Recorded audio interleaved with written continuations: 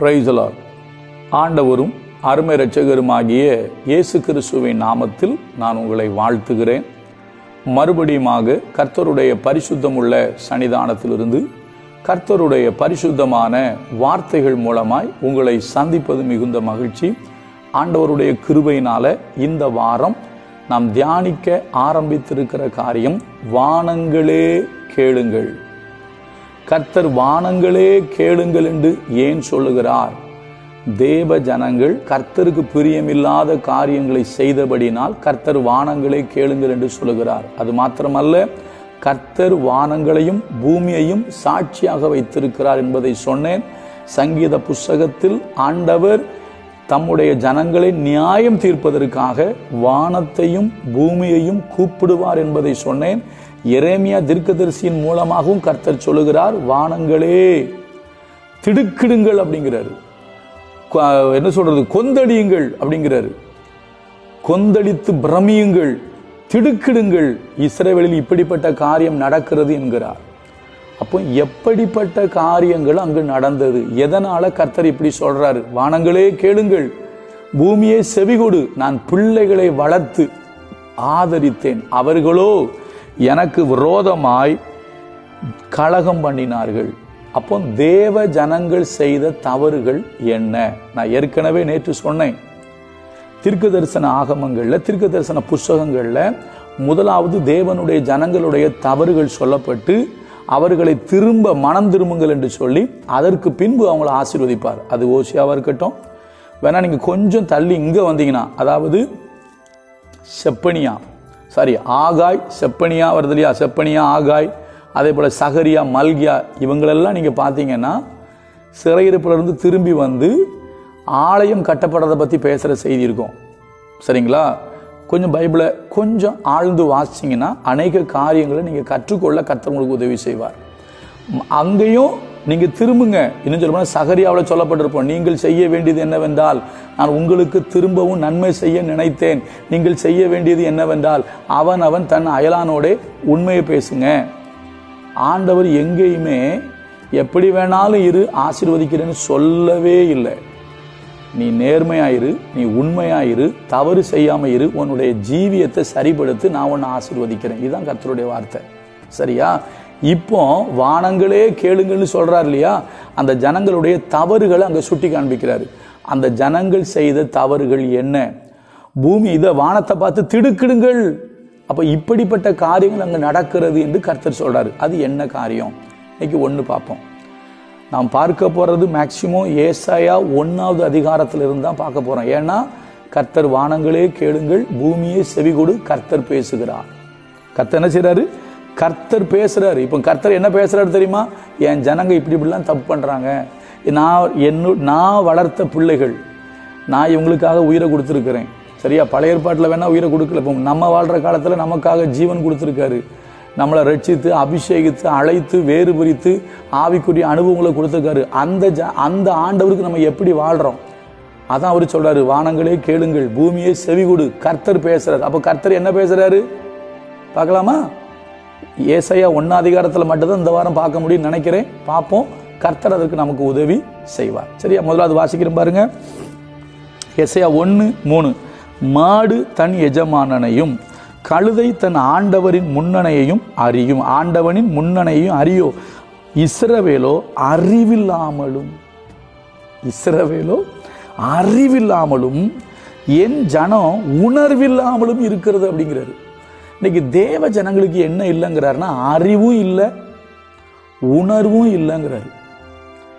அறிவை பத்தி எடுத்தா அது ஒரு பக்கம் போகும், நிறைய இருக்கு. யாருக்கு அறிவு இல்லைன்னு பைபிள்ல போட்டிருக்கு தெரியுமா? விக்கிரகத்தை வணங்குகிற யாவருக்கு அறிவு இல்லைன்னு சொல்லி எங்க போட்டிருக்கு? எரேமியால போட்டிருக்கோம். மரக்கட்ட போய் ஆலோசனை கேட்கிறியே, உனக்கு அறிவும் சொரணையும் இல்லை அப்படின்னு எரேமியால போட்டிருக்கோம். இங்கேயும் உண்டு. ஏசியாவில் இந்த வார்த்தைகள் உண்டு. அப்போ ஏசியாவிலும் இருக்கு, எரேமியாவிலும் இந்த வார்த்தைகள் உண்டு. அப்போ அருமையான கர்த்தருடைய பிள்ளைகளே, அறிவு இல்லாமல் இருக்கக்கூடாது. பைபிள் சொல்லுது, ஆத்துமா அறிவு இல்லாமல் இருப்பது நல்லது அல்ல. இஸ்ரவேல் ஜனங்களை பற்றி அவர் எரேமியால சொல்லும்போது சொல்லுவாரு, என் ஜனங்களோ தீமை செய்ய அறிவாளிகள், ஆனா நன்மை செய்யறதுக்கு என்ன கிடையாது, அறிவு கிடையாது பாரு. என்ன இல்லை பாரு. நான் படிக்கிறேன் பாருங்க இந்த வசனத்தை.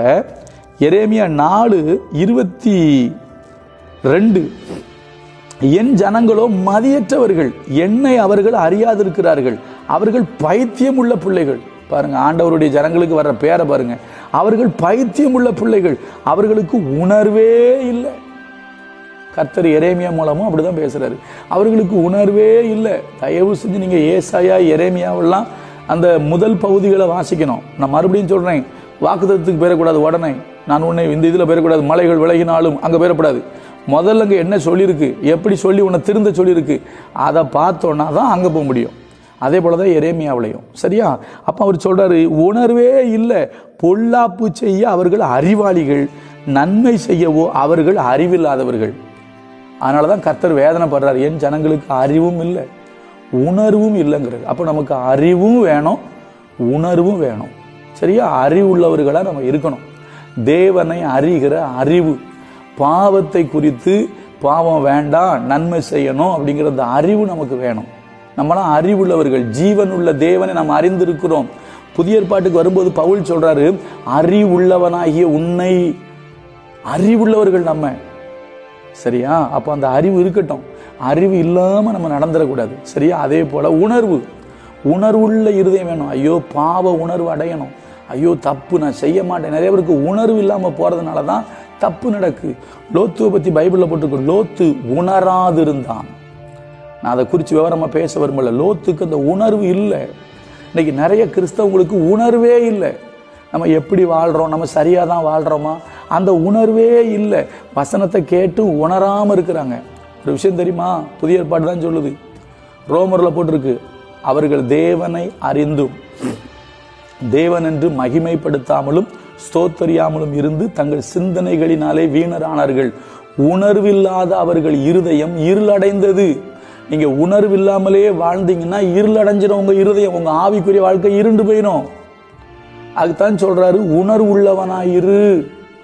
என் ஜனங்களுக்கு என்ன இல்லை, உணர்வு இல்லைங்கிறாரு. வானங்களே கேளுங்கள், பூமியை செவி கொடு. கர்த்தர் பேசுறாரு. கர்த்தர் என்ன சொல்றாரு, என் ஜனங்களுக்கு உணர்வே இல்லை, மனம் போல போறாங்க. அவர் சொல்றாரு, மாடு தன் எஜமானனை அறியும், கழுதை தன் எஜமானனுடைய முன்னணையும் அறியும்.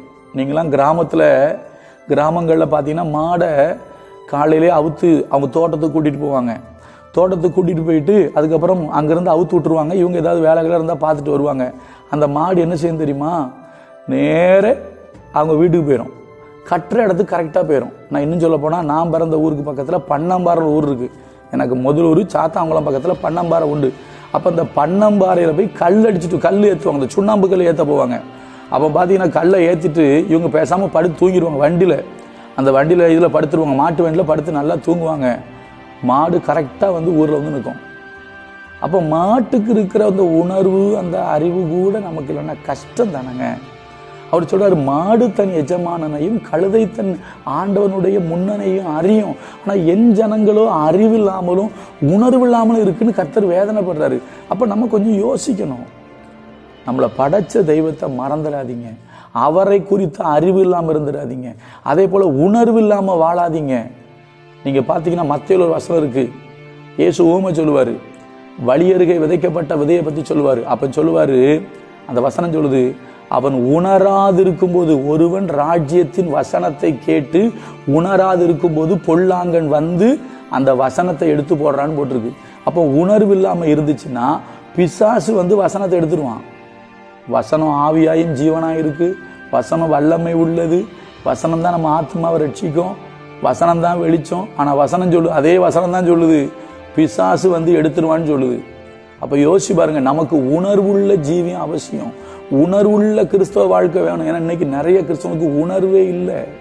அதனாலதான் மனம் போல வாழ்க்கை, தப்பான உபதேசம். இன்னைக்கு கிறிஸ்தவம் தலைகீழா போயிட்டு இருக்கு, தலைகீழா போல தாறுமாறா போயிட்டு இருக்கு.